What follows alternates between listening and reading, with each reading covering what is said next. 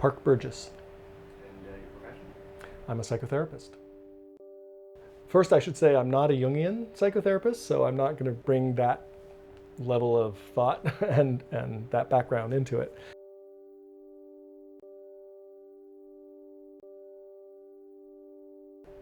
My sense of the origin of story really rests on what we are coming to know more and more about in terms of the evolution of the central nervous system.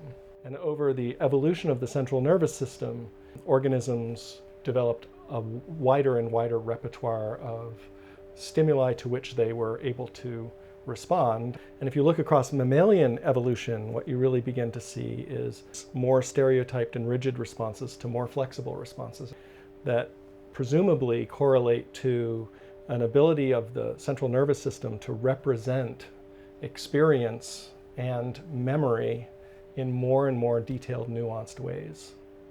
And I think the thing that separates humans from these earlier organisms is the capacity to represent experience over a longer period of time in more detail.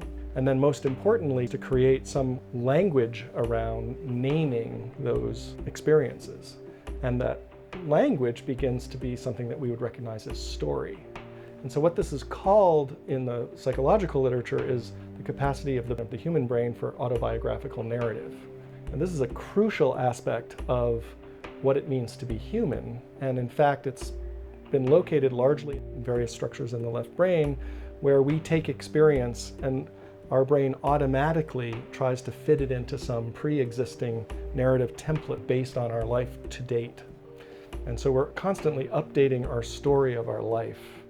And of course, the function of all of this that I've described, going all the way back to the very first organisms, is to be more adaptive. The success of the human species can largely be attributed to the incredible degree of nuance and sophistication of our ability to make sense of our environment and to select our responses that are very nuanced and very particular to the exact situation we're in. So no longer are we restricted to extremely stereotyped responses, which isn't to say that we don't also have stereotyped responses like the fight, flight, or freeze response, which is so well known.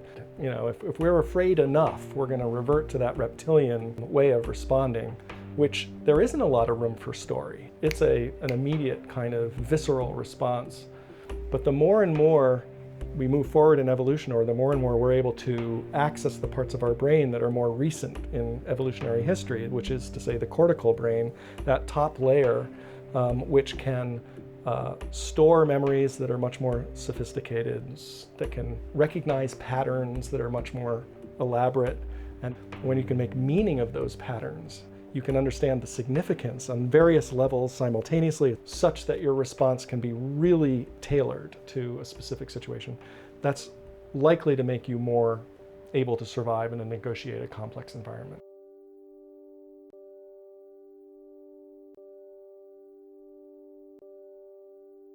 There's a really interesting parallel between the evolutionary history, which I alluded to, and our development across our lifespan, particularly in childhood. That our brains come online as we go through the developmental stages of early life, more or less in the same sequence they evolved. So the reptilian brain is fully active in the fetus first, and then the limbic system, the emotional brain, comes online next. And at birth, our cortical brain, the most recent evolutionary development, is the last to come online. So there's a way in which early life is a reenactment of this whole evolutionary history that I was alluding to, and our capacity to be, over those first years of life, increasingly aware of the existence of our life as something to which we refer, for which we have a narrative, and which has meaning for us. And in fact, our cortical brain isn't fully mature until maybe into our 20s. And so we're still figuring out what it means to have our own story in the first 2 decades, 3 decades of life. Once we do have a capacity to create our own sense of story, then I do think it's really important to our mental health what story we create and how rich that story is.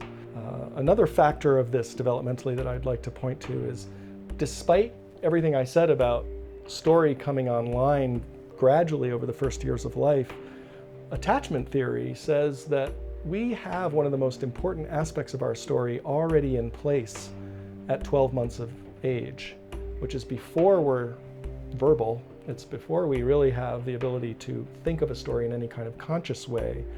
But there's this construct in attachment theory that we have different attachment styles.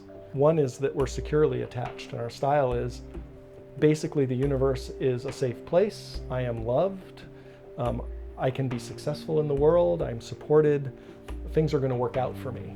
That's the sort of broad outline is already in place at 12 months of age.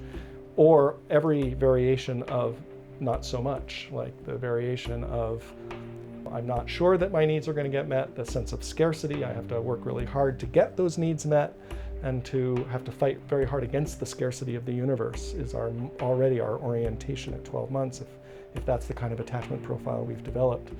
So already these elements, which are so important to how the story evolves throughout the course of our lifespan, is in place at 12 months of age.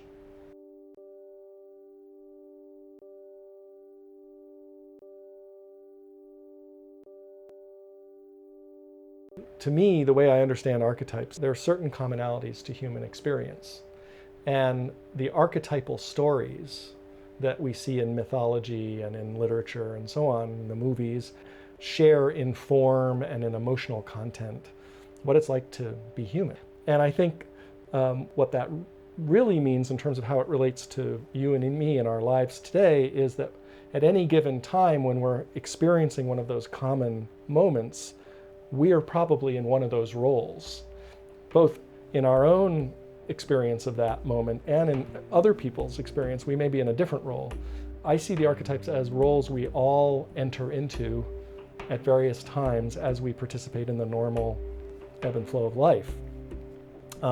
Specifically for the hero, there's a couple of related risks. The problem is when we see a person as a hero, it's as if we see all of a person in one of their many facets. Anyone is capable of being heroic, and probably some people are heroic more often than others, but no one is entirely heroic. Similarly, if we look for a hero internally, whether as a part of ourselves or something to which we want to aspire, the concern I have, and this relates most directly to the work that I do with therapy clients, is that you begin to say there's a part of me which is good, this heroic part, and then there's the rest of me which is bad. And we begin to create this splitting off, and we say, I want to get rid of the bad parts. I want to eviscerate these other parts. And to me, that's not the way healing works. The way healing works is integration of all the parts. And so the risk of getting too interested in the hero aspect of ourselves is that it runs against the grain of integrating all of those parts, even the parts that are most shameful or the parts that are most problematic. If we can learn to see ourselves in all of our dimensions and to accept ourselves in all of our dimensions, that's the way to mental health.